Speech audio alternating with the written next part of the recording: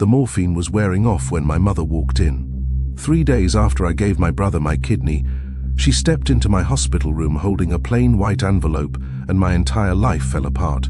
I remember the details with that strange clarity trauma burns into your brain. The fluorescent lights humming their flat, institutional drone. The heart monitor marking time in steady beeps, each one proof I'd survived the surgery. The thick gauze taped across my side, covering the incision where they'd reached in and removed a piece of me, literally cut out an organ and handed it to someone else. To Cress, my brother. My mother's hands were shaking. That's what I noticed first, not the envelope, not her expression, her hands. She'd been steady through everything. Through the diagnosis, the compatibility tests, the family meetings where everyone talked around the obvious tension in the room. She'd been steady when she hugged me before they wheeled me into the operating room.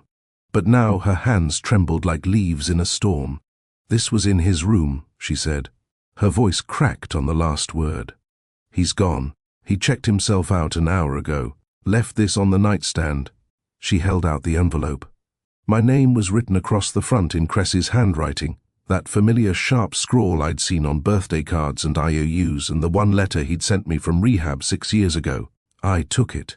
The paper felt impossibly light for something that was about to detonate everything, or thought I understood about my own family. Inside, a single sheet.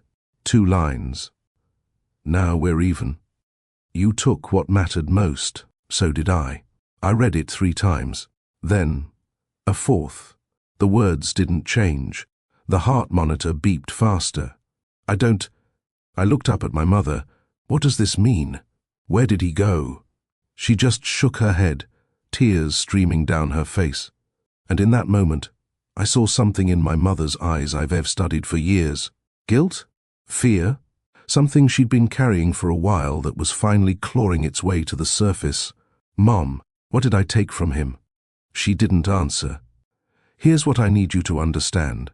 I had just given this man a kidney, not a loan, not a favor, a vital organ. They cut me open, reached inside my body, and removed a functioning piece of myself. Recovery would take months. There were risks, infection, complications, a lifetime of being more vulnerable than I was before. I did it anyway. I did it for a brother who hadn't spoken to me in 2 years. A brother who'd missed my wedding. That guy who once told me, to my face, that I was dead to him. And I did it because I genuinely believed, that saving his life might finally heal whatever fracture had split our family apart. Instead, I woke up to a ransom note, a declaration of war, a message that said everything I'd sacrificed wasn't an act of love. It was payment for something I didn't even know I'd stolen. Let me ask you something, and I mean really think about this before you answer. Have you ever forgiven someone who didn't deserve it? Have you ever given so much to family, your time, your money, your energy, pieces of your actual self, that you started to wonder if you were losing yourself in the process? If the person you were trying to save even wanted to be saved? Because that's where I am right now, lying in a hospital bed with a fresh scar and a missing organ and a 2-line note that suggests my brother didn't want my kidney to live. He wanted it so we'd be even. Even for what? What could I have possibly taken from Cress that equals a piece of my body? By the end of this story, you're going to know the answer. And then you're going to have to decide, was I the fool for climbing onto that operating table? Or would you have done the exact same thing? Before I rewind to the beginning, before I tell you about the night that set all of this in motion, I want to hear from you. Drop a comment. If you knew a family member had betrayed you before, would you still risk your life for them? Would you let them take a part of you, hoping it might fix something that was already broken? And if you're new here, this is Untold Lineage. This is where we tell the real stories, the ones that don't come with neat endings or lessons wrapped in bows, the ones that make you question everything you thought you knew about blood and loyalty and what family actually owes each other. Subscribe if you want more. The note is still sitting on my bedside table. 2 lines, 12 words. But to understand why I didn't see this coming, why I still let them wheel me into that, or knowing exactly who my brother was. We have to go back. Back to a phone call that came at 2:47 a.m. on a Tuesday in March. That's when everything started to unravel. I had not been sleeping well for weeks. The promotion at Welling and Associates was consuming every waking hour. Senior architect, the position I had been chasing since I first walked through those glass doors 5 years ago. My design for the Harmon Cultural Center was sitting on the partner's desk, and the decision was coming any day now. I had poured everything into that project. Late nights, weekends, relationships. I let wither because I told myself the sacrifice would be worth it. So when I finally crawled into bed that Tuesday night, my brain would not shut off. I lay there staring at the ceiling, running through every line of my presentation, every choice I had made in the design, every reason they should choose me over Davidson. The clock read 2:47 a.m. when my phone lit up on the nightstand. The name on the screen made my stomach drop. Corinne Bellamy, my mother. I have a rule about late-night calls. After midnight, there are only 2 reasons anyone calls: emergencies or death. There is no third option. Nobody rings you at 2:47 in the morning to chat about the weather or remind you about a cousin's birthday party. I answered on the second ring. "Mom?" Her voice was thin, stretched, like fabric pulled too tight over a frame that could not hold it anymore. "Stellan, it is your brother." 4 words. That is all it took to drag me back into a world I had spent years trying to escape. "His kidneys are failing," she continued. "Both of them. The doctors say he needs a transplant within 6 months, or—" She did not finish the sentence. She did not have to. I sat up in bed, the darkness of my apartment pressing in around me. My heart was pounding in a way that had nothing to do with the promotion or the sleepless nights. How bad? "Bad, Stellan. He has been on dialysis for 3 months. They did not tell us. He did not want anyone to know. But now," her voice cracked, "now, there is no more time to pretend. 3 months. My brother had been dying for 3 months, and no one had called me. No one had thought I deserved to know. Then again, why would they? The last time I saw Cress was 4 years ago, at our father's funeral. The last words he said to me were burned into my memory like a brand. "You are dead to me." He had meant it. I could see it in his eyes, that cold, absolute certainty. Whatever we had been to each other as children, whatever bond had once existed between us, he had severed it with those 5 words. And I had let him. I had walked away from Charleston, from my mother, from everything that reminded me of the brother who had become a stranger. But now, he was dying. "I will be on the first flight," I heard myself say. The words came out before I could stop them, before I could remind myself of all the reasons I should stay in my apartment and let Cress face the consequences of his own choices, before I could replay the night that had destroyed us, the accusations, the betrayal, the thing he took from me that I never thought I would get back. "Stellan," my mother's voice softened. "Are you sure? After everything that happened, he is my brother, Mom. Whatever else he is still that." I hung up and sat in the darkness for a long time. The city hummed outside my window, oblivious to the fact that my carefully constructed life had just been detonated by a single phone call. The flight to Charleston left at 6:15 a.m. I sat in the window seat, watching the dawn break over the wing of the plane. Pink and gold light spilled across the clouds, and somewhere beneath them, the city I had sworn never to return to was waiting for me. I thought about the Harmon Cultural Center, about the partners' meeting that was supposed to happen next week, about the career I had built brick by brick, trying to prove that I was more than the family I came from.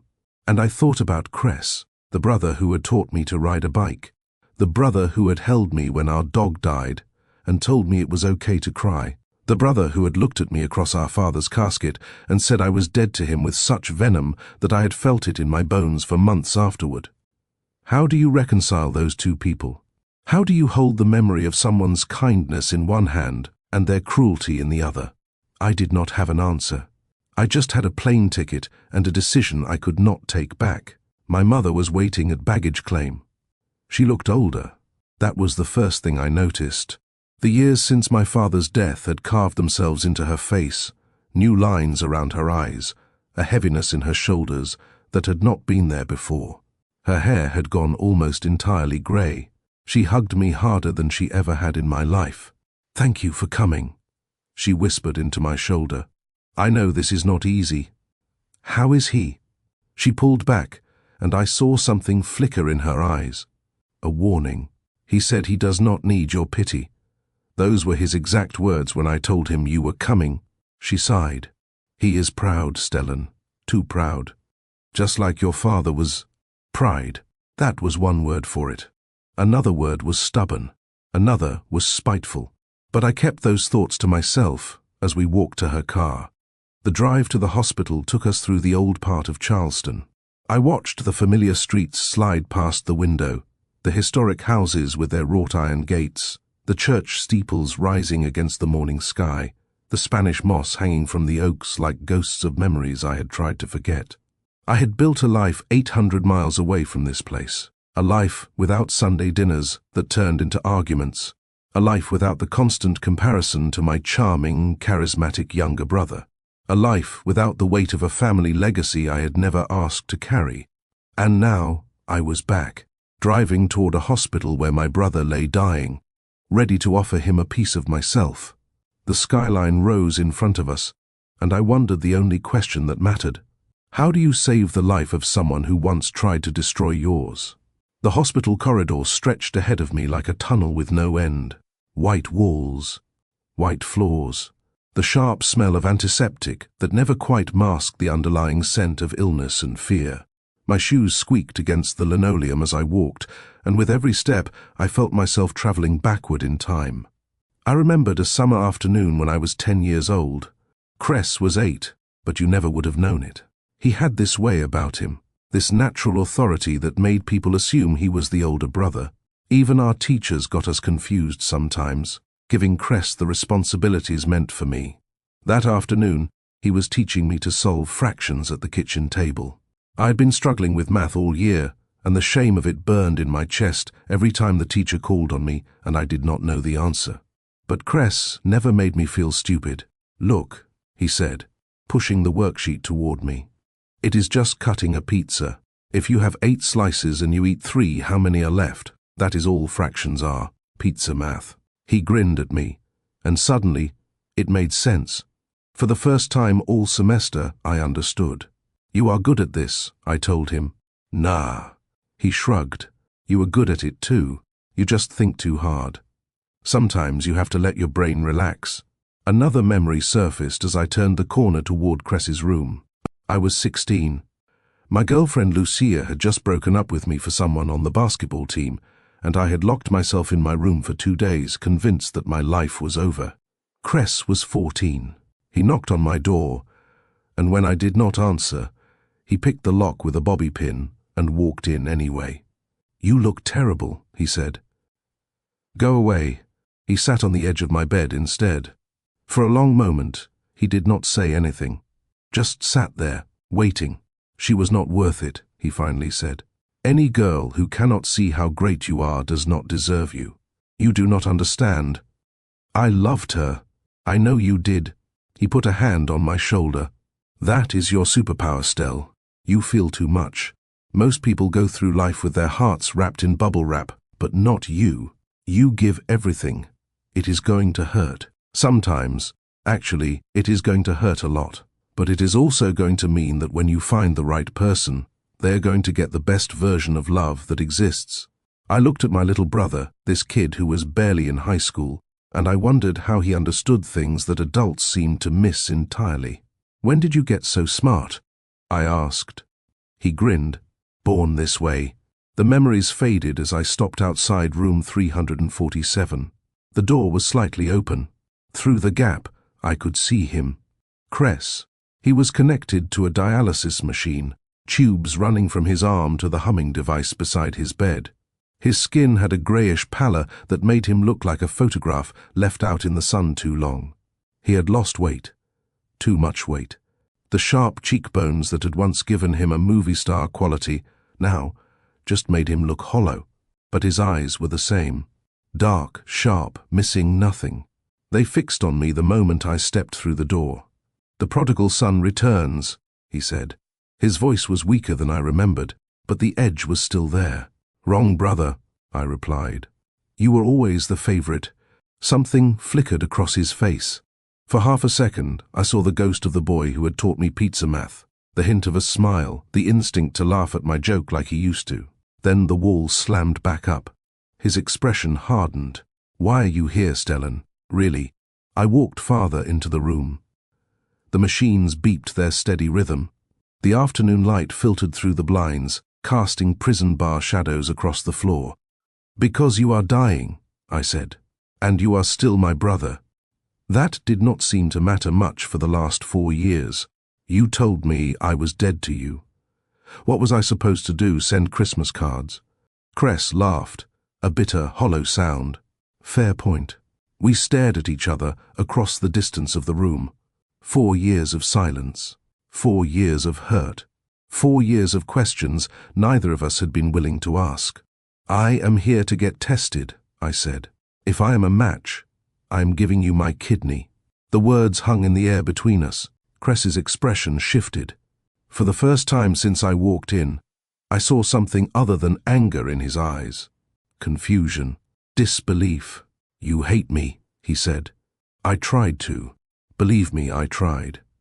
Spent 4 years telling myself that whatever happened between us was your fault, that you destroyed everything, that I was better off without you. And I could not do it." I sat down in the chair beside his bed. "You are my brother, Cress. We shared a room until I was 12. We built forts in the backyard and snuck out to see midnight movies, and promised each other we would never let anything come between us. Things changed. Yeah, they did. But that does not erase what came before." Cress looked away toward the window. I could see the muscles in his jaw working, fighting against something he did not want to feel. "Dad's last words," he said quietly. "You remember them?" How could I forget? The hospital room, smaller than this one, the machines that had already started their death watch beeping, our father's hand gripping mine with the last of his strength. "Take care of each other," I recited. "That is all that matters in the end." "He said that to you," Cress said. "Not to me. He was looking at you when he said it. He was looking at both of us." "No." Cress turned back to face me, and there was something in his eyes I could not read. "He was looking at you. And there is a reason for that. A reason you know and I know, even if we have never said it out loud." My stomach tightened. There was something else from that night, something I had never told anyone. A detail I had buried so deep, I had almost convinced myself it did not exist. But I was not ready to dig it up. Not yet. "That was a long time ago," I said. Cress studied me for a long moment. Then he shook his head. "Why would you risk your life for me, Stellan, after everything I did?" I thought about the question, about the years of pain, about the night that had shattered us, about the brother I had lost, and the stranger who sat in front of me now. "Because some bonds are stronger than betrayal," I said. Cress did not respond. He just looked at me with those dark eyes, and I could not tell if he believed me or not. "At least," I added, "that is what I believed."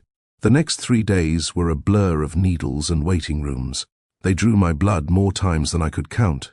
They ran tests I could not pronounce, tissue typing, cross-matching, antibody screening. They scanned my kidneys to make sure they were healthy enough to sacrifice one to my dying brother. Dr. Okonkwo was the transplant specialist, a tall woman with graying locks and wire-rimmed glasses. She had the kind of calm, measured voice that made you trust her, even when she was telling you things you did not want to hear. "The surgery carries significant risks," she explained during one of our consultations. "You will be left with a single kidney for the rest of your life. That means lifestyle modifications, regular monitoring, and the understanding that you will have no backup if something goes wrong." "I understand. Do you?" She leaned forward. "This is not like donating blood, Mr. Bellamy. This is major surgery. There can be complications, infection, bleeding, adverse reactions to anesthesia. In rare cases, donors have died." I said, "I understand." She studied me for a moment. "Tell me about your relationship with the recipient." "He is my brother." "That is not what I asked." I hesitated. "How do you explain 4 years of silence?" How do you summarize a lifetime of love twisted into resentment? It is complicated, I finally said, but that does not change anything. He needs a kidney. I might be able to give him one. That is all that matters. Dr. Okonkwo nodded slowly, but I could tell she was not entirely convinced. The results came back on Friday afternoon. Near perfect match, Dr. Okonkwo announced. And the words hit me harder than I expected. Near perfect. Biologically, I was almost exactly what Cress needed. Our tissue types aligned. Our blood was compatible. My kidney could save his life. Near perfect. The irony was not lost on me. We were near perfect matches in medicine, but complete disasters in every other way that mattered. The same blood ran through our veins, but we had not shared a real conversation in 4 years. The same parents had raised us, but we had grown into men who could barely stand to be in the same room. Near perfect. As if, that night, I could not sleep. The hospital had arranged for me to stay in a nearby hotel, but the walls felt too close, the silence too loud. At 11 o'clock, I gave up trying to rest and wandered back to the hospital. I did not know where I was going until I found myself standing outside the chapel. It was a small room, tucked away on the 2nd floor. Rows of wooden pews faced a simple altar. Stained glass windows lined the walls, their colors muted in the dim light. A few candles flickered near the front, casting dancing shadows across the floor. I had not been in a church since my father's funeral. I stopped believing in God around the time they lowered his casket into the ground. What kind of God takes a man in the prime of his life and leaves his sons to tear each other apart in the aftermath? What kind of God lets families crumble when they need each other most? But I was not here looking for religion. I was here looking for clarity. I sat down in one of the back pews and let the silence wash over me. The door opened behind me. I turned, expecting a chaplain or a lost visitor. Instead, I saw her. She stood in the doorway, backlit by the hallway lights. She wore a simple black dress that hugged her frame, and even in the shadows, I could see the elegant lines of her face, the high cheekbones, the full lips, the dark eyes that had haunted my dreams for years. And then the scent reached me. Jasmine. The same perfume she had worn the night we first met, 7 years ago, when I thought I had found the woman I would spend the rest of my life with. Thea, I said, my brother's wife. The woman I had planned to marry. She stepped into the chapel, letting the door swing closed behind her. I heard you were here. The nurses told me you have been wandering the halls like a ghost, keeping tabs on me. Someone has to. She walked down the aisle and slid into the pew beside me. Not too close, but not at the far end either. Just close enough to remind me of everything we had lost. You always were the martyr, she said. And you always were direct. One of us had to be. We sat in silence for a moment. The candles flickered. Somewhere in the hospital, a machine beeped its steady rhythm. Why are you really doing this, Stellan? She asked. And do not give me the noble brother speech. I have known you too long for that. He needs a kidney. I am a match. That is it. That is not it, and we both know it. I turned to look at her. Even now, after everything that had happened, she was beautiful. But there was a weariness in her eyes that had not been there before. The weight of years spent married to a man who had never stopped being angry. What do you want me to say, Thea? That I am doing this to prove something? That I am trying to win back some kind of moral high ground? That I still love you and this is my twisted way of showing it? She flinched at the word love. Just slightly, but I saw it. I just want to understand, she said quietly. After what happened between all of us, after the things Cress said to you, the things She trailed off. The things you what? She shook her head. Never mind. The silence stretched between us. I could feel the old pull, the gravity that had drawn us together in the first place. And I could feel the walls I had built to keep her out. He talks about you, she said finally. What? Cress. He never stopped talking about you, even after the falling out. He would see something, a building, a piece of music, a sunset, and he would say Stellan would love this, or this reminds me of something Stellan said once. She laughed softly. It drove me crazy for a while. I married him, but sometimes it felt like you were the ghost in our marriage. I did not know what to say. Losing you broke something in him, she continued. I'm not excusing what he did, but you should know, the anger, the bitterness. It was never really about me. Not entirely. Then, what was it about? Thea hesitated. When she spoke again, her voice was barely above a whisper. There are parts of that night, the night your father died, that Cress never forgave you for. Even before I was part of this mess, there was something between you two. Something neither of you has ever talked about. I felt the old familiar weight settle in my chest, the secret I had been carrying for years. You do not know what you are talking about, I said. Maybe not, but I know there is more to this story than either of you has admitted. And I think whatever it is eating you both alive. She stood up, smoothing her dress. Thank you, she said, for doing this, for being willing to save him, even though none of us deserve you. She walked toward the door, then paused. Stellan? Yeah? Whatever happened that night, whatever you have been hiding, it is going to come out eventually. Secrets always do.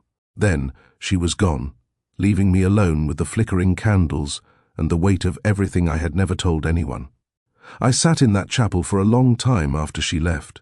The stained glass windows stared down at me, saints and angels frozen in colored light. The candles burned lower, their flames struggling against the darkness. There was something I had sworn never to tell anyone about the night my father died, a moment that had lasted maybe 30 seconds, but had shaped everything that came after. I thought I could bury it. I thought I could carry it to my own grave and never let it see the light. I was wrong. I met Thea Alcott at a charity gala in Manhattan 3 years before my father died. I had no business being there. The event was hosted by one of those old money foundations that funded art museums and opera houses, the kind of crowd that wore their wealth like a second skin and could trace their family trees back to the Mayflower. I was a junior architect at Welling & Associates, invited only because my firm had designed the renovation of the foundation's headquarters. I spent the first hour doing what I always did at these events, hiding. I found a quiet corner near the balcony doors, pulled out my phone, and pretended to have a very important conversation with no one. It was a trick I had perfected over years of awkward social functions. Look busy, avoid eye contact, wait for an acceptable moment to leave. That is the worst fake phone call I have ever seen. I looked up. She was standing 3 feet away, holding a glass of champagne and wearing a smile that suggested she found me genuinely amusing rather than pathetic. Excuse me? Your phone. She nodded toward it. The screen is dark. You are not talking to anyone. I glanced down. She was right. I had forgotten to even pretend to dial. Maybe I was checking my messages, I said, for 15 minutes, without scrolling. She laughed, a warm, genuine sound that cut through the pretentious murmur of the crowd. It is okay. I have been doing the same thing for the last hour. These events are torture. Then, why are you here? Family obligation. My grandmother is on the board. She extended her hand. Thea Alcott, Stellan Bellamy. Well, Stellan Bellamy, since we are both clearly miserable, would you like to be miserable together on the balcony? At least there is fresh air out there. We talked for 3 hours. I do not remember everything we discussed. Art, architecture, the absurdity of rich people who spent more on flower arrangements than most families earned in a month. What I remember is the way she listened, the way she leaned in when I spoke, as if what I had to say actually mattered, the way she laughed at my jokes, even the bad ones. By the time the gala ended, I had her phone number and a feeling in my chest I had not experienced since I was a teenager, that breathless, terrifying certainty that something important had just begun. We dated for 2 years. I could give you the highlights, the weekend trip to Vermont where we got lost hiking and had to be rescued by a very judgmental park ranger. The inside joke about the terrible Italian restaurant near my apartment that we kept going back to because the owner called us lovebirds and gave us free dessert. The night she met my parents for the first time, and my father pulled me aside afterward and said, "She steadies you, boy. Do not let her go." But what I remember most is the feeling of finally belonging somewhere. With Thea, I did not feel like the older brother who could never quite measure up to Cress's charisma. I did not feel like the architect who was always one step behind his colleagues. I felt like myself, fully, completely, without apology. I was going to marry her. I had the ring picked out, hidden in my desk drawer in Portland. I was just waiting for the right moment. Then my father had a stroke. It happened on a Tuesday afternoon. He was in his office at the family's real estate firm, reviewing contracts. One minute he was fine, the next he was on the floor, unable to move the left side of his body. The doctors said the damage was severe. With physical therapy and medication, he might regain some function.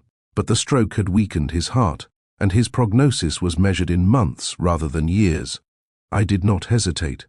I put my career on hold, deferred the promotion I had been working toward, and moved back to Charleston to help care for him. Thea came with me. At first, she was exactly what I needed. She held my hand during the long hospital nights. She brought coffee and sandwiches when I forgot to eat. She sat with my mother when I needed a break and listened to my father's rambling stories about the old days. But as the weeks turned into months, something shifted. She started finding reasons not to come to the hospital. Work obligations, she said, phone calls she needed to take, friends she had not seen in ages who happened to be in town. I told myself it was natural. Not everyone handles grief the same way. Watching someone you love deteriorate is exhausting, and she needed space to process it in her own time. I was so focused on my father that I did not see what was happening right in front of me. The night my father died, he asked to speak to me alone. It was late, past midnight. The nurses had dimmed the lights, and the machines beeped their steady rhythm in the darkness. My mother had finally gone home to rest, and Cress was somewhere else. I did not know where. I had stopped keeping track of my brother's comings and goings. My father was weak. The pain medication made him drift in and out of consciousness, and sometimes he said things that did not make sense. But that night, his eyes were clear. "Stellan," he said. His voice was barely a whisper. "Come here." I pulled my chair closer to his bed and took his hand. It felt fragile in mine.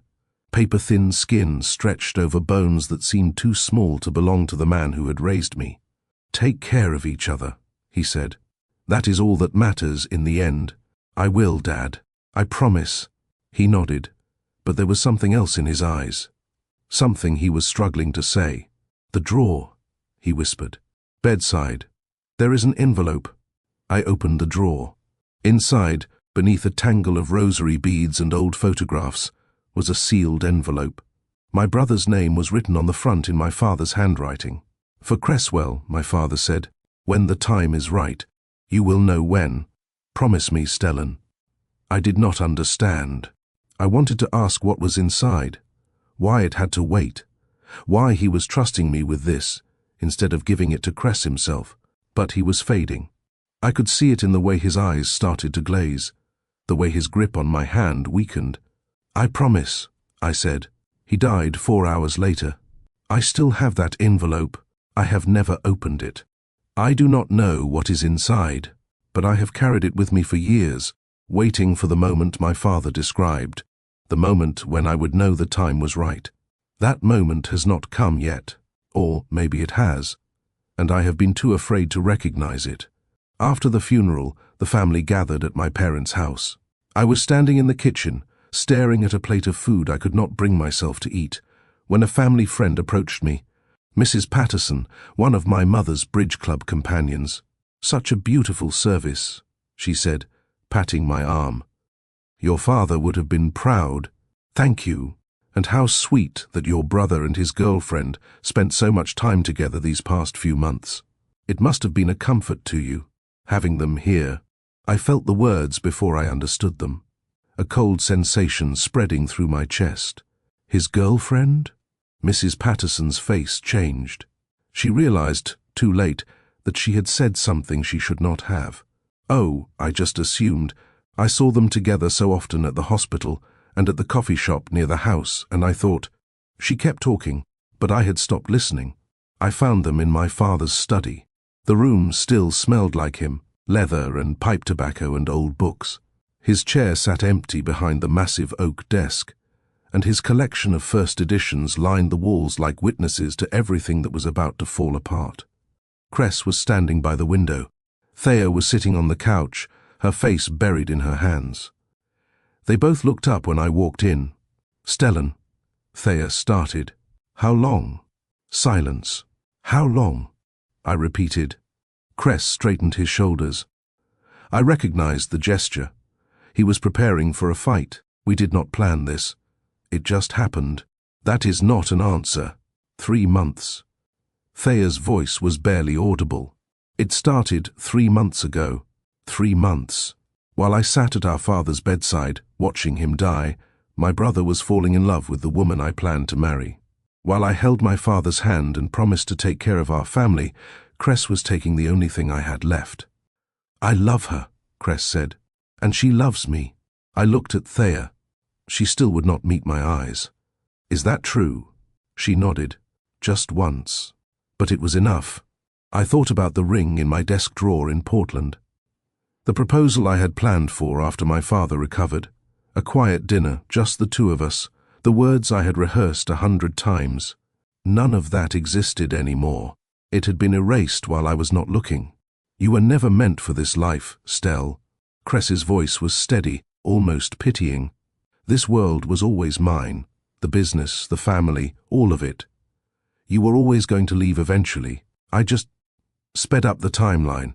I stared at my brother, the boy who had taught me fractions, the teenager who had told me my superpower was feeling too much. I did not recognize him anymore.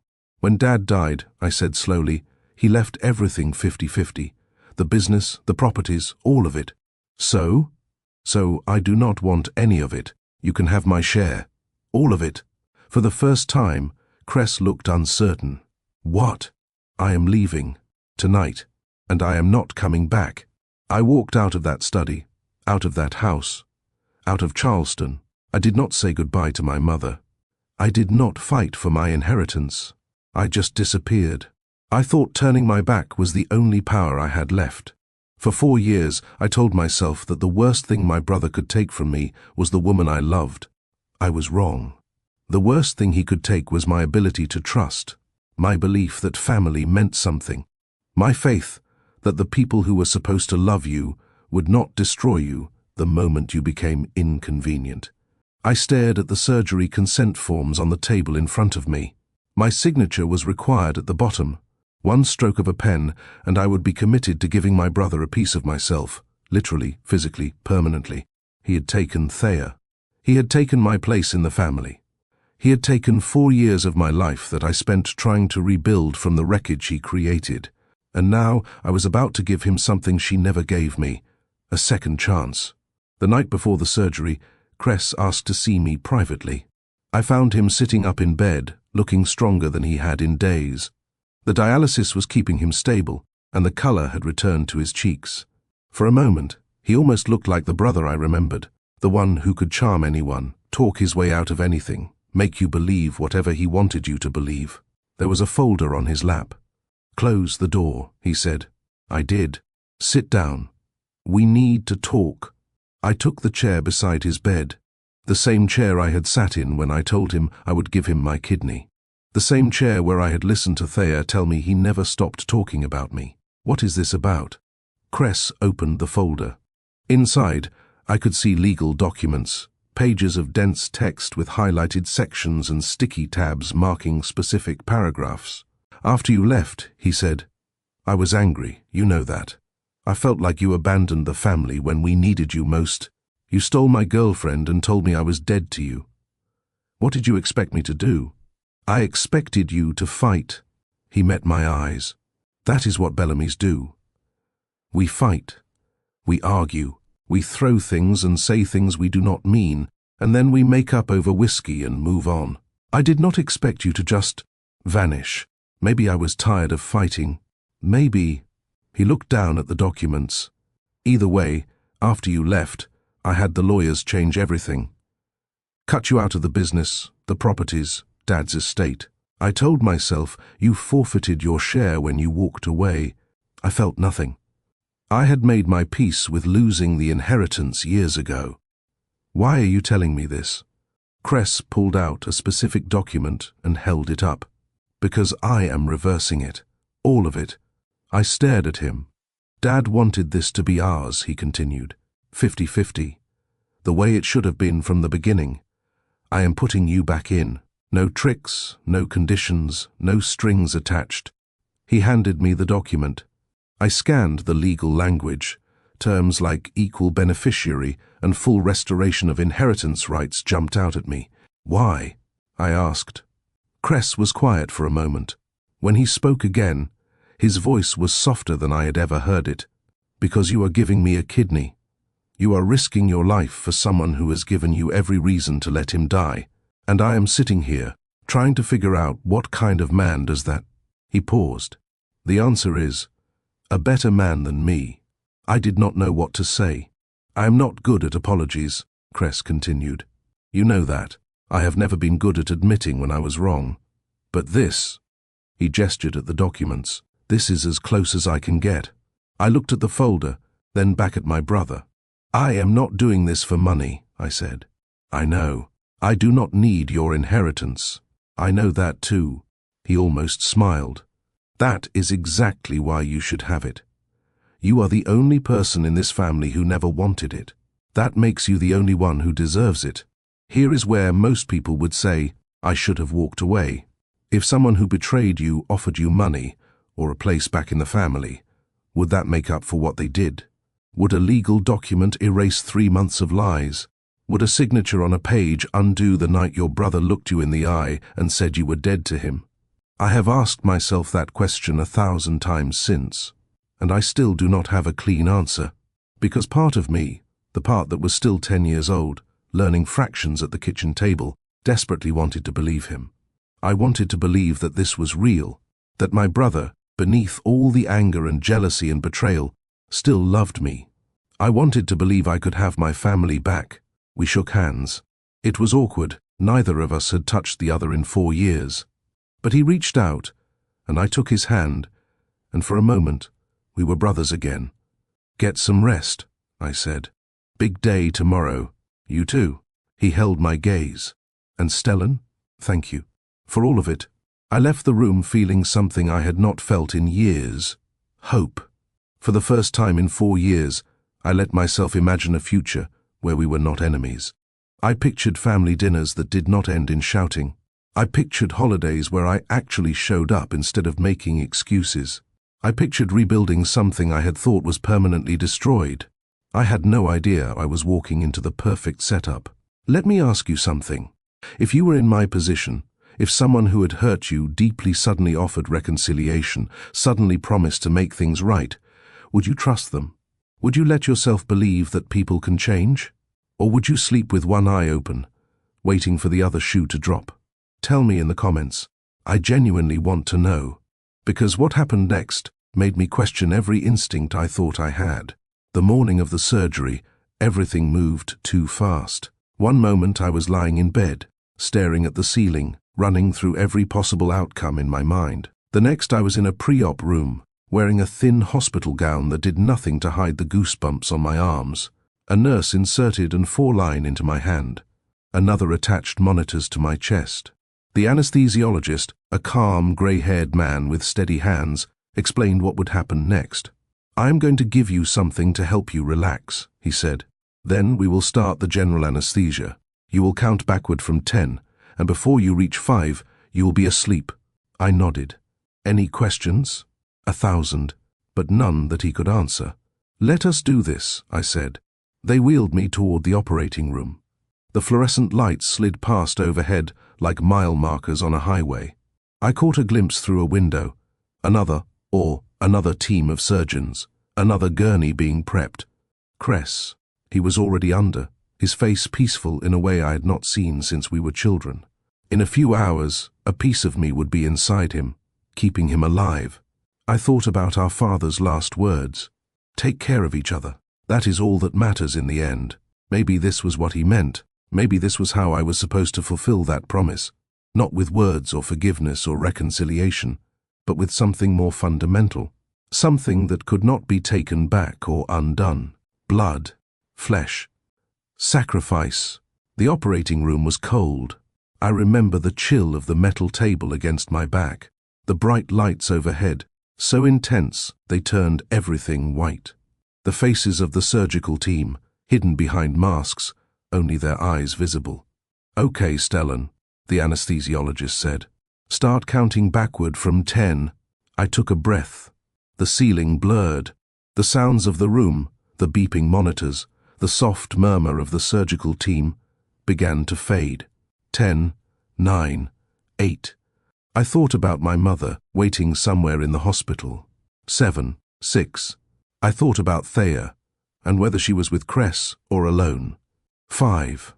I thought about my brother, the boy who had taught me that feeling too much was a superpower, the man who had taken everything from me and somehow still had the power to hurt me more. I hate what you did, I thought, but I cannot stand to lose you too. 4. Darkness. I woke up in pieces. First, there was pain, a deep throbbing ache in my side that radiated outward with every breath. Then there was thirst. My mouth felt like it had been stuffed with cotton. Then there was light, too bright, making me squint and turn my head away. "Stellan, Stellan, can you hear me?" My mother's face swam into focus. Her eyes were red-rimmed, but she was smiling. "You did it," she said. "You saved his life. The kidney is already working." I tried to speak.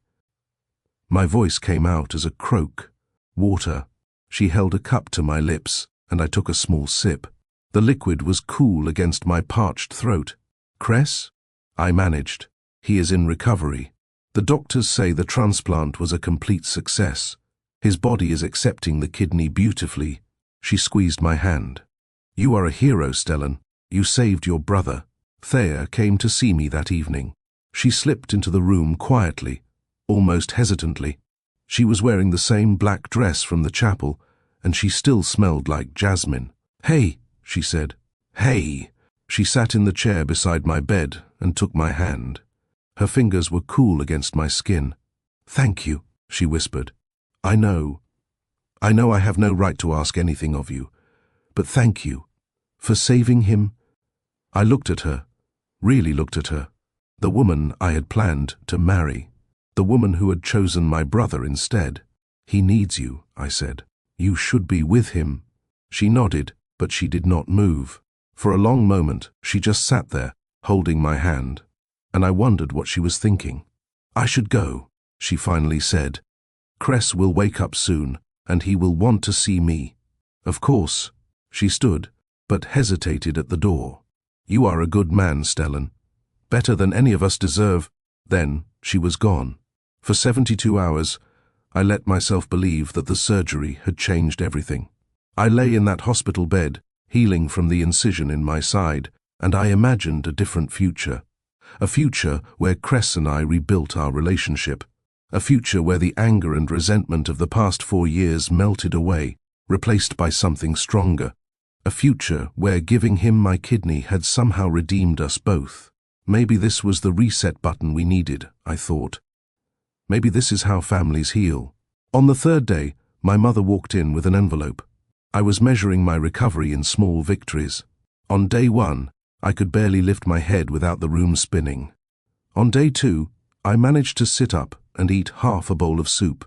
On day 3, I walked to the bathroom by myself, slowly clutching the force stand for support, but I made it there and back without calling for a nurse. The pain scale had dropped from an 8 to a manageable 5. The incision site was healing cleanly, no signs of infection. Dr. Okonkwo told me I was ahead of schedule. "Your brother is doing even better," she said during morning rounds. "The kidney is functioning beautifully. You should be proud of yourself, Mr. Bellamy." Proud.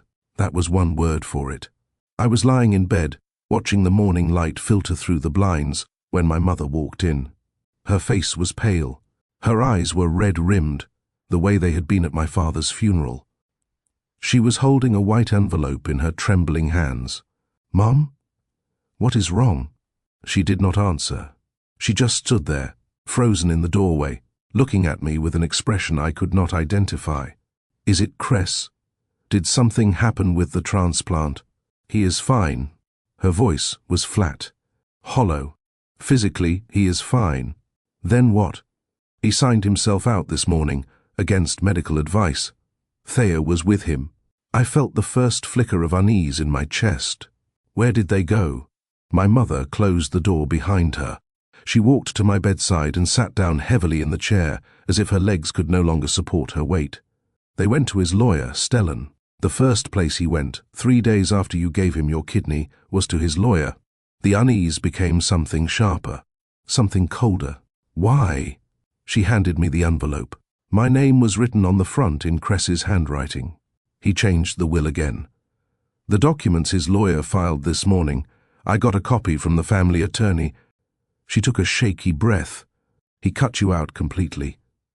Everything goes to Thea. The business, the properties, your father's entire estate. You get nothing. I stared at her. The words did not make sense. They could not make sense. That is not. We shook hands. The night before the surgery, he showed me the documents. He said he was putting me back in, 50-50, like Dad wanted. I know what he said. My mother's voice cracked. But those papers were never filed. The only documents that were filed are the new ones, the ones that leave you with nothing. I opened the envelope. Inside was a single sheet of paper, 2 lines, written in that familiar sharp scrawl. Now we are even. You took what mattered most. So did I. I read those words over and over. 12 words. That was all it took to destroy whatever fragile hope I had allowed myself to feel. I had given my brother a kidney. I had climbed onto an operating table, let them cut me open, let them remove a piece of my body and give it to a man who had already taken everything else from me. And while I lay in this bed recovering from surgery, measuring my progress in small victories like walking to the bathroom, he was across town rewriting the legal architecture of our family to erase me completely. The shock came first, a numbness that spread through my body like cold water, drowning out the pain in my side. Then came the rage, a hot, blinding fury that made me want to tear the 4 from my arm and storm out of this hospital and find him. Make him look me in the eye and explain how he could do this, how he could take my kidney and then take everything else. And finally, the hollow ache, the terrible, empty realization that I had been played, that every word he said the night before the surgery, every apology, every promise, every moment where I thought I saw my brother again, was a lie, a performance, a setup. I do not understand, I heard myself say. What does he mean? I took what mattered most. I did not take anything from him. I gave him everything. My mother was crying now, silent tears streaming down her face. I do not know, she whispered. I have asked myself that question since I saw the note. I do not know what he thinks you took, but there was something in her eyes, a flicker of recognition, a hint that maybe she did know, or at least suspected, and was not ready to say it out loud. I want to know what you would do here. If you woke up 3 days after surgery, missing an organ that was now keeping your brother alive, and found out he had erased you on paper before the anesthesia was even out of your system, what would you do? Would you fight? Would you hire lawyers, contest the will, drag him into a courtroom and make him answer for what he did? Or would you walk away? Would you cut your losses, accept that some people cannot be saved no matter how much you sacrifice, and never look over your shoulder again? Drop your answer below. I genuinely want to know. And if this story is hitting a nerve, if you have ever given everything to someone who did not deserve it, share it with someone who thinks family always means forgiveness. Because sometimes it does not. I thought Cress was punishing me for walking away 4 years ago, for abandoning the family when they needed me, for choosing my own life over the obligations I was born into. But the truth was uglier than that. He was punishing me for something I had done the night our father died, something I had spent 4 years trying to forget. And now, lying in that hospital bed with a fresh scar on my side and a 2-line note in my hands, I finally understood what he meant. I knew exactly what I had taken from him. They discharged me 5 days after the surgery. The doctors gave me a list of instructions: no heavy lifting for 6 weeks, no strenuous activity, follow-up appointments every 2 weeks. They handed me a prescription for pain medication and told me to call immediately if I developed a fever or noticed any changes at the incision site. I should have flown back to Portland. I should have returned to my apartment, my job, my life. I should have put Charleston in my rearview mirror and never looked back. Instead, I stayed. I told myself it was because I needed time to recover before traveling. The truth was simpler and more pathetic. I could not leave without understanding. I needed to know what Cress meant by you took what mattered most. Every movement reminded me of what I had given. Getting out of bed in the morning, a sharp pull at my side.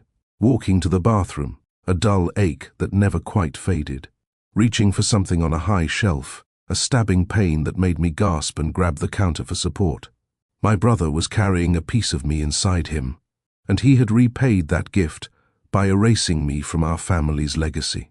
I needed answers. I started with my mother. She came to visit me at the hotel every day, bringing food I could not eat and conversation I could barely follow.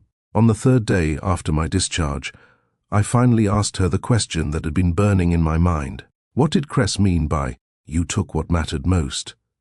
What does he think I took from him? My mother set down the container of soup she had been unpacking.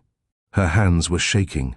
Your brother has always believed certain things about his relationship with your father, things that may or may not be true. What things? She sighed. Cress was convinced that your father regretted giving you equal standing in the company. He thought your father saw him as the real heir, the one who was meant to carry on the family business, and that splitting things 50-50 was some kind of insult, a way of diminishing his importance. That is not true. Dad treated us equally. Did he? My mother met my eyes. Your father loved you both. I know that. But love and approval are not always the same thing. Cress spent his whole life trying to earn something from your father that you seemed to have naturally. He resented that. I thought about the arguments I had overheard as a child, the tension between Cress and our father that I had always attributed to normal family friction, the way Cress pushed and pushed for more responsibility, more authority, more recognition. There were arguments, my mother continued, before your father's stroke. Cress wanted to expand the business, take on more risk, pursue bigger projects. Your father disagreed. He thought Cress was reckless, too hungry for success at any cost. She paused. The last real conversation they had was a fight. Cress stormed out. 3 days later, your father collapsed. He blamed himself for the stroke. I think so. He never said it, but I think he carried that guilt for a long time. I sat with this information, trying to fit it into the picture I had been assembling. But there was still a missing piece, something that connected Cress's resentment to the note he had left me. And then I remembered the envelope. The night my father died, he had given me an envelope addressed to Cress. When the time is right, he had said, you will know when. Promise me. I had promised, and then I had broken that promise. In the chaos of the funeral, the discovery of the affair, the devastation of losing Thea and my brother in the same night, I had forgotten about the envelope, or told myself I had forgotten. I put it in a desk drawer in my father's study, and when I left Charleston, I left it behind. For 4 years, it had sat there, unopened, undelivered, a message from a dead man to the son who never received it. I had told myself it was an accident, that I was too broken to think about paperwork and letters, that by the time I remembered, too much had happened to go back. But the truth was uglier than that. Some part of me, some small, petty, wounded part, had enjoyed knowing that I had something Cress did not. After he took Thea, after he told me I was dead to him, after he claimed our father's legacy as his own, I had something he would never have, our father's last words to him, and I had kept them for myself. I went back to the old house. My mother had not changed much since my father died. The furniture was covered with sheets, and dust had settled over everything like a fine layer of grief. But the bones of the house were the same. The creaking floorboards, the smell of old wood and furniture polish, the photographs lining the hallway walls. I went straight to my father's study. The desk was exactly as I remembered it, massive, oak, covered with papers that no one had touched in years. I pulled open the bottom drawer. The envelope was still there.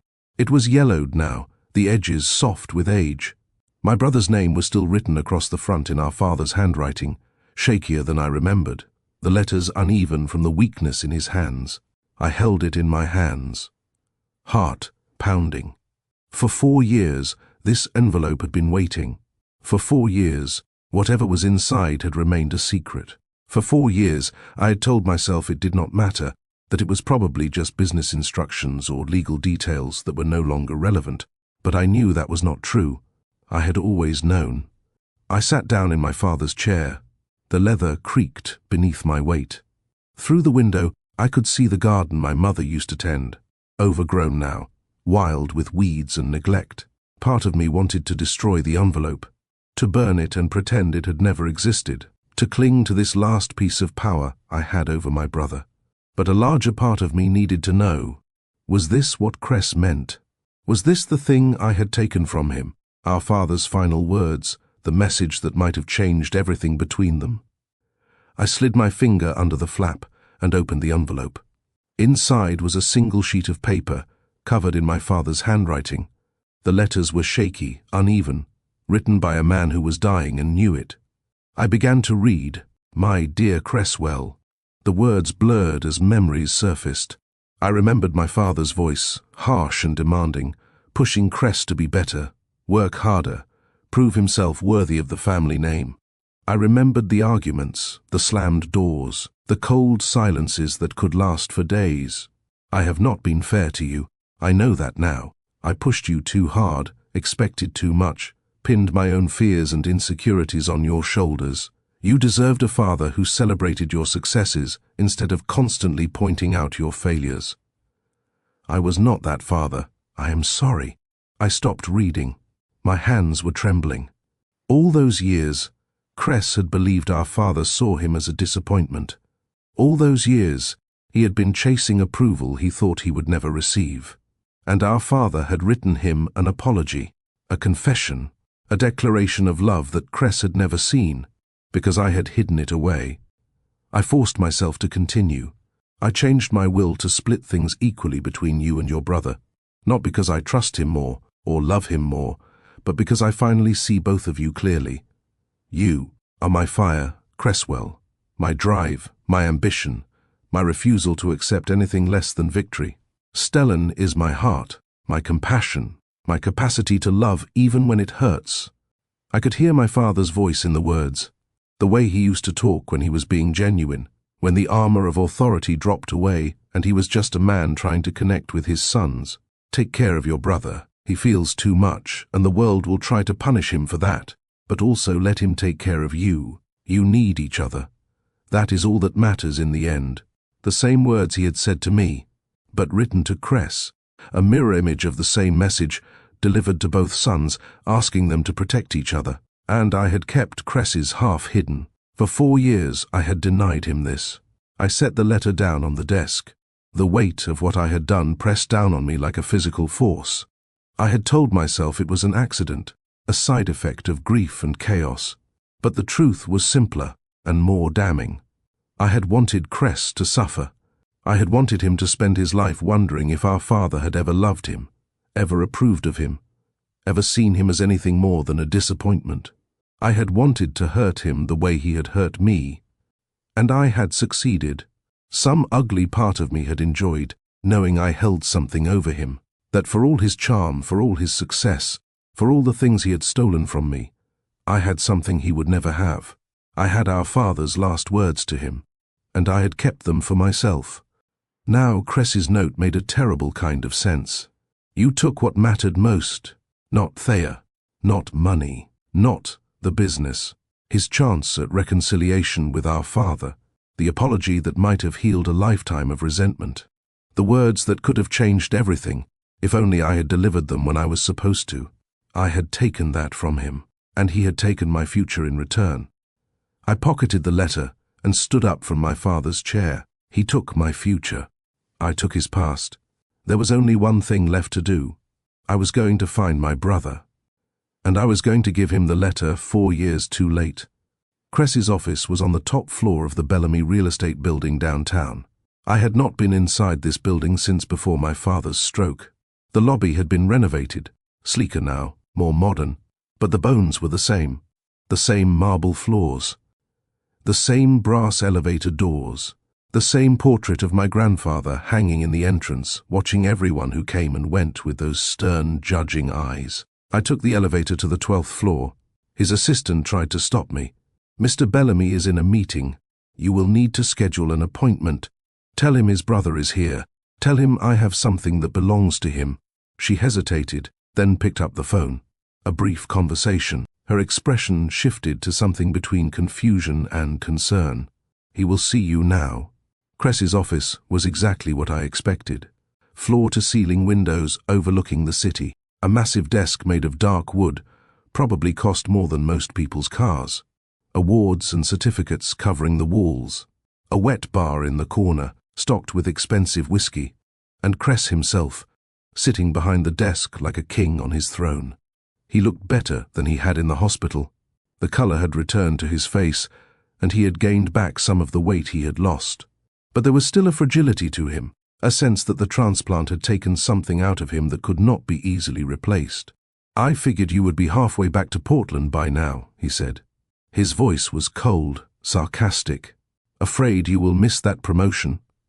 "I came to talk." "There is nothing to talk about. The will is filed. The lawyers have already processed the paperwork. Whatever you think you are going to accomplish by showing up here, I know what I did." That stopped him. For the first time since I walked in, his mask slipped. "What?"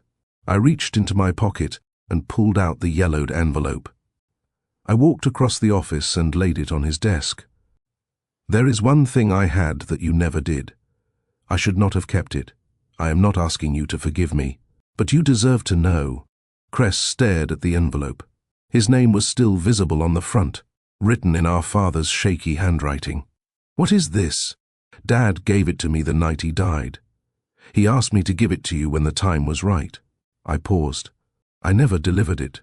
Something changed in Cress's face.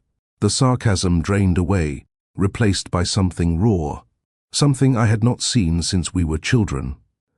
"You have had this for 4 years." "Yes." "And you never told me?" "No." He picked up the envelope. His hands were trembling slightly as he opened it and pulled out the letter inside. I watched him read it. I watched his expression shift from confusion to disbelief to something that looked like grief. His jaw tightened. His eyes glistened.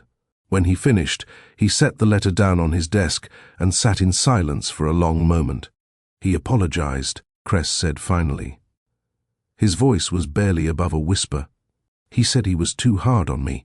He said he saw me. He said—" He could not finish the sentence. "He loved you," I said. "He was proud of you. He just did not know how to show it. And you knew."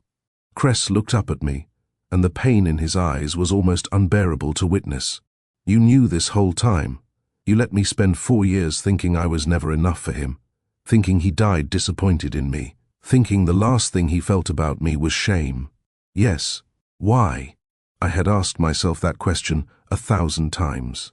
I had rehearsed answers, explanations, justifications, but standing there in front of my brother, none of them felt adequate.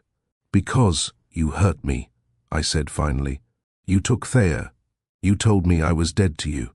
You made me feel like I was nothing, like everything I had done for this family, all the sacrifices I had made, meant nothing, and I wanted you to feel that way too, so you punished me." "Yes, I did. I was angry, and I wanted you to hurt the way I did." I took a breath. "I was wrong." Cress laughed, a bitter, hollow sound. "You were wrong. 4 years of thinking my father died hating me, and you were wrong. I am not asking you to forgive me. I know you cannot. You deserve to have that letter. Whatever else has happened between us, you deserve to know what he wanted to say to you." We stood there in silence. The city hummed outside the windows. Somewhere below, people were going about their lives, oblivious to the fact that 2 brothers were standing in an office, surrounded by the wreckage of their family. "I took everything Dad left you on paper," Cress said slowly. "The business, the properties, the estate. I erased you from the family legacy." "I know. And you took the only thing he left me that was not about money. His apology, his last words." The only proof I would have ever had that he actually loved me. I know. Cress shook his head. We destroyed each other. Do you understand that? We took turns carving pieces off each other until there was nothing left. And I gave you my kidney. I let the words hang in the air. I climbed onto an operating table and let them cut me open, knowing who you were, knowing what you had done. I gave you a piece of my body to keep you alive. And you still chose revenge. You hid that letter first. I did. But I did not know what was in it. I did not know it was an apology. I thought. I stopped. It does not matter what I thought. You are right. I betrayed you too. We stood there, facing each other across his massive desk. Two brothers who had spent their lives loving and hating each other in equal measure. Two men who had been given everything and somehow lost it all. I could fight you, I said. I could hire lawyers, contest the will, drag you into court. I could spend years of my life trying to claw back what Dad wanted me to have. You could, but I am not going to. Cress looked surprised. Why not? Because I refused to let money define my worth. Because I spent 4 years building a life that was mine. Not Dad's, not the family's, mine. And I will not throw that away to fight over properties and bank accounts and a legacy I never asked for. So you are just going to walk away? Again? I am going to leave. There is a difference. I met his eyes. I am not running this time. I am choosing to protect myself. I am choosing to stop sacrificing everything for people who do not deserve it. Cress was silent. I love you, Cress. I have always loved you. You are my brother, and nothing will ever change that. But I cannot keep giving you pieces of myself and watching you throw them away. I cannot keep hoping that if I just sacrifice enough, you will finally see me. I turned toward the door. Stellan, I stopped. I did not, Cress's voice caught. I did not know about the letter, what it said. If I had known, you would have done the same thing you did anyway. Because that is who you are. I looked back at him. But maybe now that you have read it, you can start becoming someone else. I walked out of his office without looking back. 6 months later, I was back in Portland. The promotion at Welling and Associates had gone to Davidson. By the time I returned from Charleston, the partners had already made their decision. They were sympathetic. Family emergency, they understood, but business was business. I thought I would be devastated. I had wanted that promotion for years. It was supposed to be the capstone of everything I had worked for. Instead, I felt free. I started my own firm 3 months after returning home. Small, just me and 2 junior architects I had mentored at Welling. We took on projects the big firms ignored: community centers, affordable housing, public spaces that served people instead of impressing them. It was not the career I had planned, but it was mine. I started therapy 2 months after the confrontation with Cress. I told my therapist about the kidney, about the will, about the letter I had hidden for 4 years, and the brother who had spent his life believing our father did not love him. You sacrificed so much for people who did not appreciate it, she said during one session. Why do you think you kept doing it? Because I thought that was what love meant, that if you loved someone, you gave them everything, even if it destroyed you. And what do you think now? I thought about the scar on my side, the piece of me that was inside my brother, keeping him alive, the family I had lost and the life I was building without them. I think love without boundaries is not love. It is self-destruction. And I think sometimes the most loving thing you can do, for yourself and for the people who hurt you, is walk away. My mother calls me every Sunday now. We have set rules: no talk of Cress unless I bring him up first. No guilt trips about missing holidays. No pressure to come back to Charleston. It is not perfect. She still slips sometimes, still tries to play peacemaker between sons who may never be at peace. But she is trying. And that is more than I expected.